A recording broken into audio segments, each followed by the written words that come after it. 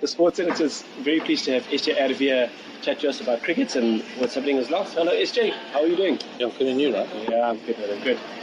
SJ, I'm going to start off with your school career, and you got picked to play with the first team at St. Charles when you were about 15 years of age. Do you feel that there was a grinding that you have in the level that you're playing today? Yeah, I think at St. Charles, I think gave me basically the base as to where I am now. Yeah. We had a lot of good cricketers, obviously not outstanding cricketers, so we basically learned how to work as a team, and in the team environment. We had good coaches, younger guys that played at Inland that came and helped us out. So I think definitely it was a stepping stone to to where I am now, and I'll forever be grateful for the opportunities that I got at St. Charles. That's brilliant. And SJ, obviously you spent quite a bit of time at Inland, but then you got the call up to the Dolphins. Was that like a recognition for your career?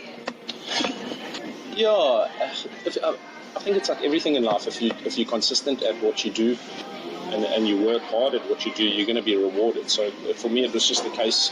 At Inland, you've just got to produce the goods day in and day out when you get an opportunity, and yeah, things will just happen, I suppose. So yeah, Inland also very, very close to my heart, along with St. Charles. They also gave me the stepping stone to where I am now. That's brilliant. And looking at some of your batting performances, you scored a fantastic century in the 2020 against the Cape Cobras. You then also made a brilliant 151 against the Knights. Which century do you feel would carry most weight? I know they're both really significant, but a century in the 2020 over game, a century in a 4-day game. Which one would you feel really carries more weight, if I can call it that? Sure, it's a tough one. I think the most enjoyable one for me was obviously the entertainment part in 2020 cricket, that one that 100 there against the Cobras and Centurion. But obviously, cricket, we play cricket to be tested. Yeah. And the 4-day cricket is tough. So to be able to score a 100 or 150 in the first innings of a 4-day game, I think that's probably not more enjoyable, but it's there's more satisfaction to it. 4-day cricket, you get tested. There's a lot of challenges along the way. You've got to bat time. So I think that's the most rewarding one, or the most satisfactory one. Yeah. And talking about the different formats, you've done quite well in the 50-over format, where you won Player of the Season for that 2018-2019 season. You feel there's more to accomplish with the Dolphins, personally? Yeah, that was just for the Dolphins, the battle of the last two seasons in that competition. So I think in 50-over cricket, you've obviously got a lot more time than you think. There's challenges, but obviously. It's nice. White ball cricket's good, entertaining. Comes onto the bat nicely. You've got good pitches. So 100%, I think this year is going to be another challenge for us with the Dolphins in white ball cricket, and I'm looking forward to it. I want to have another good season in 50-over cricket. The last 2-3 seasons for me in 50-over cricket's been very good, but it just shows me that I'm capable of doing more and achieving more in that format. So hopefully, if selected in that format, have another good one. Well, that's brilliant, this Joe.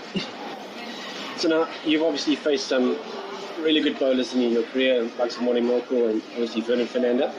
Do you have any sort of like batting rituals that you do before you go out to bat, or you just? Sure, no. I think when I was a bit younger. You hear of all these batting rituals and just things guys do before they go out to bat, and you try that just because you hear about it. But no, I don't. You kind of just pad up. I've obviously got to try get my hands and my feet going. I do one or two things as I cross over the boundary, but I think that's just normal. I think most batters do something like that. But otherwise, no, I don't try to think too much about it because there's a lot of pressure in cricket already. You don't want to be thinking of other things even before you've started batting. So, just try to keep it as simple as possible before I bat. And then basically, obviously we've been talking about 50 over cricket and we look at the run rate, things like that. Do you give yourself sort of like a target and say, right, I want to be on so many runs after so many balls, or is it as you just play your shots and you just get on with it, and if you happen to get a 50, fantastic. Yeah. You just play what's in front of you and you just keep going. Yeah, you obviously do, as an opening batter and well, I suppose any real batter, you've got to assess the conditions that you deal with, on a daily basis. And then, see how it goes. I think with white ball format, strike rates are crucial. Nowadays, if you get 300, it's kind of teams can chase that quite easily. Yeah. So you're always looking 300 plus on good wickets. So strike rates are important, but you take it ball for ball, a couple of overs at a time, and you assess conditions, assess bowlers that you can go after. Yeah. So it's a bit more positive, and you've got to be a bit more aware about certain shots that you play and certain bowlers that you've got to face. In certain periods of the game. Absolutely. Talking about facing bowlers, things like that.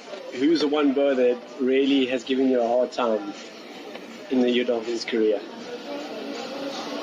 Sure, that's a tough one. Obviously, a lot of bowlers have got me out, so it's a tricky one.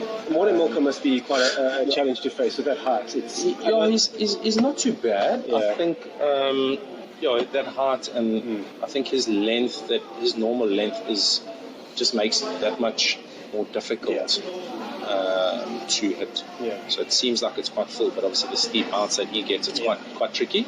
But there's world-class bowlers in South Africa that you face on a weekly basis. Yeah. I mean, just having faced Dale Steyn the last, I never thought I'd be able to get to face him. Yeah. And then faced him in the one-day final last year at Centurion, and that was probably the quickest bowler I've faced, and really challenging, thinking, okay, well, where am I going to get runs from? How am I going to get runs off this guy?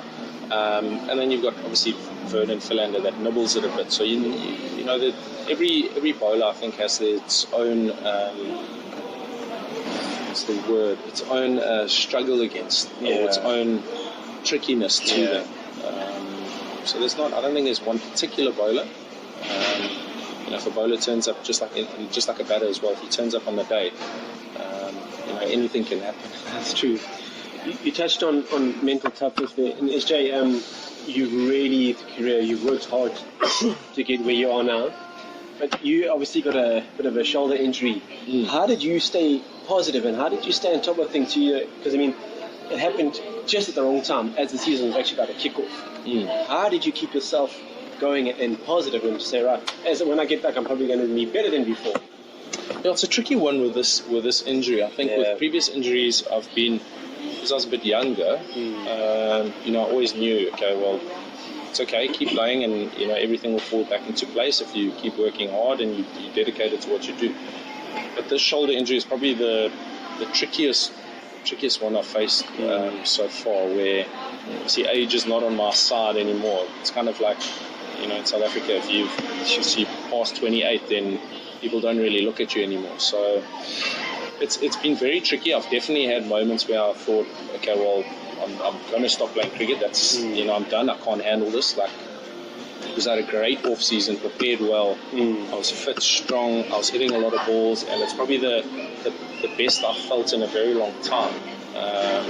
And then to be dealt the blow where you have a 2 months or a couple of weeks before the start of the season was I was heartbroken, and it's a difficult one. It's almost like you got to deal with it on a daily basis. You just got to take it day for day. Watching your mates train and play games was probably the toughest part, but I went through patches where 1 week I'm high spirits and thinking things will come right, things will be good, and then another week where you're down and out, and yeah, I obviously saw a sports psychologist a bit, just to kind of, look on the bright side of things, and look for positives in it. But yeah, it's a tough one, and I mean the shoulder's still not 100%. It's probably at about 80%. So, like I said, age doesn't help me. So you kind of the thing that's pulling me through at the moment is just you just got to keep going. You don't have another. I don't have a choice. I've just got to keep going. You can't just give up. It's there's a lot of other things, or there's worse situations in life that people are part of. So shoulder injury can't be the be all and end all of my cricketing career. That's true. Very, very true. Well, yeah, good take there to keep going. That's an essential part of it. But let's look at them, because you mentioned that at one time you felt, this could be it. Do you yourself ever see yourself going into like a coaching role at all? Is cricket something you'd like to carry on for the rest of your life in that dynamic? No, it's an interesting one. When I was a bit younger, that's basically what I wanted to do. Before I took cricket a bit more seriously. I enjoyed my coaching, did a lot of coaching. Now it's kind of like, I'd love to, but it's probably not the first thing that I go to when I'm back with cricket. Everyone always jokes that when they retire, that's them. They pack their kids away or give their kid away, and they don't want to be involved with cricket anymore. But for me, if the opportunity arises, then 100% I'll take it. Because you always love cricket. If you've been involved with cricket for a long time, you always want to try to give back and be part of cricket for as long as possible. But you've also got to weigh up your options and what's best for the sport itself and you as an individual. Definitely. So on a lighter side of things, you have to be the team clown. Is that quite correct for the Dolphins? Was there anyone? No, I'm definitely not the team clown. That's for sure. I'm a bit more. I'm too serious. I'm too serious in the change room to be the team clown. There's a lot of other guys that are clowns and are change room. But chatting about that, and it's so important, because I think a lot of people struggle with that concept, especially when they're playing sport. How to move being focused to moving to relaxed. Because there's different situations, like you mentioned earlier in the game, being able to switch on and switch off. How does one master that or work towards that, being able to switch on and then switch off? Because you have tea, you can switch off. As I go back out to bat again, I switch on. How does one, especially a young cricketer, learn that skill? How can he? I think everything you've got to practice it. And that's the thing. Mental toughness doesn't. You're not just born with it, or you've got to learn. Yeah, that's true. It's like hitting 1,000 cover drives. Once you do it, it becomes a habit. So I think that your perfect place to work on that switching on, switching off is in the nets, and training sessions. So you bat for a certain amount of time, and then you take a break, whether it's 5-10 minutes, and then come back and bat again. You start over again. So I suppose it's like with everything in life. You've got to practice it. It doesn't just come naturally. To certain individuals. I know there are those freaks that have it, like a guy like Shark Cullis, who obviously was ridiculously mentally strong, and you could just see it. But I think nowadays, with a lot of pressures in life, it's something that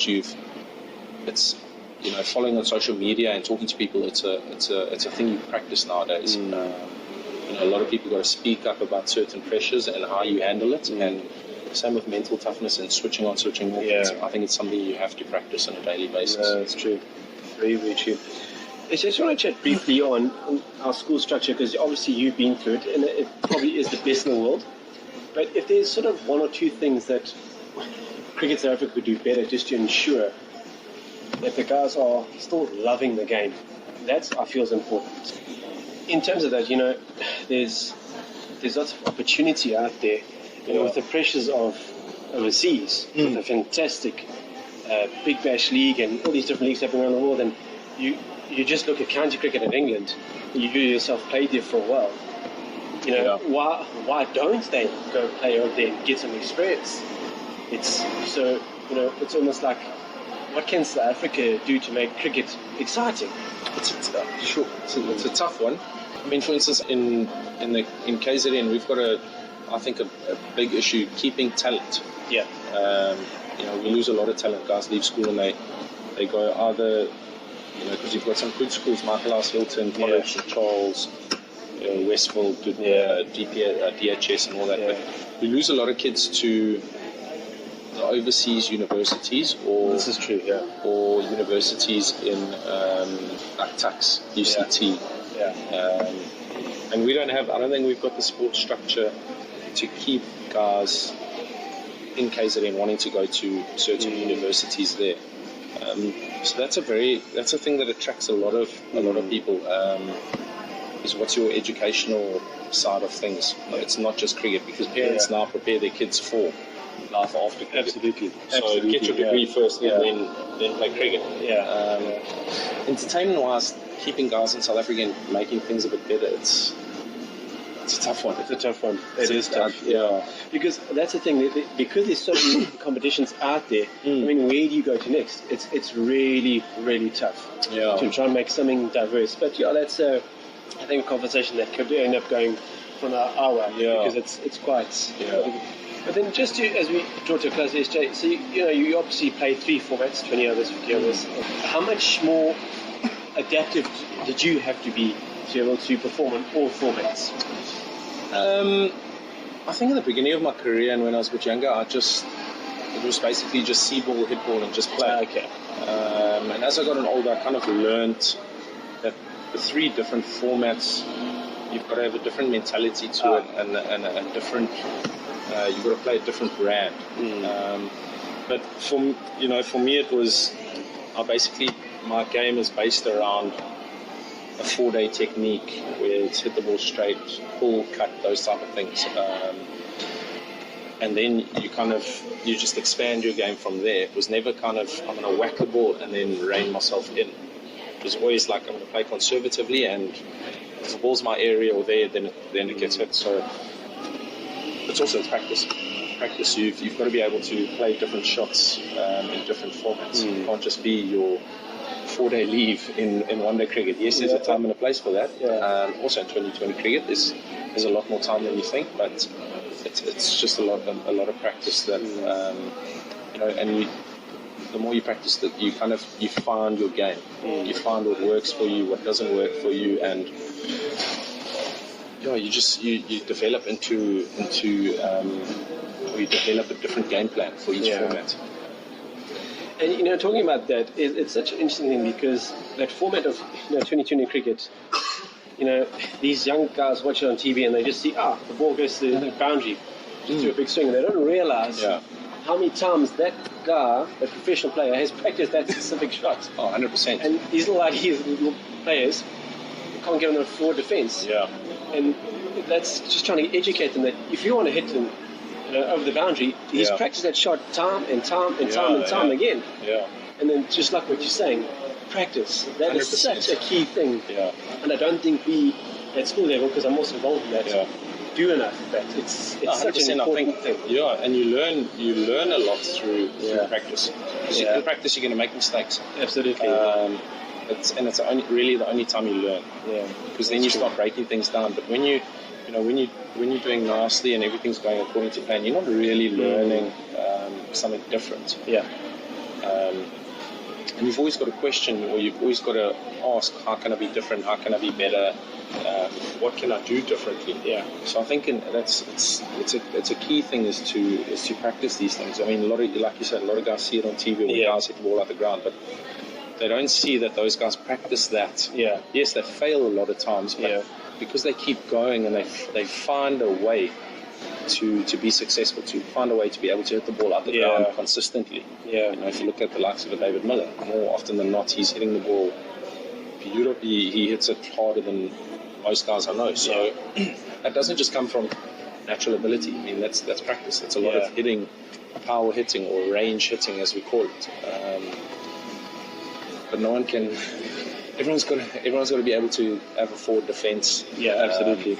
Because power hitting, and that's just basically an extension of a forward defence, or a drive or a punch. There we go. But guys have to figure that out, and the only way you figure that out is through training, 100%. Definitely. Yeah, because it's that saying, there's no substitute for hard work. 100%. Yeah. 100%. 100%. Yeah. I'm a firm believer in that. Yeah. A firm believer in that. In anything in life. That's true. Anything. I don't think that. So, SJ, is looking forward to the future in the next couple of years. What lies ahead for you? Just hard work. Yeah. I think it's a interesting couple of years ahead of me where, like I said, age factor, people start looking at that. Just preparing for, obviously still doing my best and giving my best, for the Dolphins, trying to win games for them as often as possible. And, we've got a nice young squad, so just trying to be a good influence, lead guys, but at the same time also preparing for life after cricket. I'm just getting ready for that because it's a tricky part of life. Yeah, it is. Giving up, or not giving up, but having to stop something that you love. Yeah, that's true. SJ, it's been really good chatting to you. Oh, thank you. Good to pick your brain about a few things, and just that whole mental toughness is such an important aspect that I don't think enough people look at, and even when you're dealing with frustrating issues, sort of gets put on the carpet. It's better to talk about it. So it's been really good 100%. To get some insight there. Yeah, thanks very much, man. Thanks, Appreciate SJ. it. Make it all the best.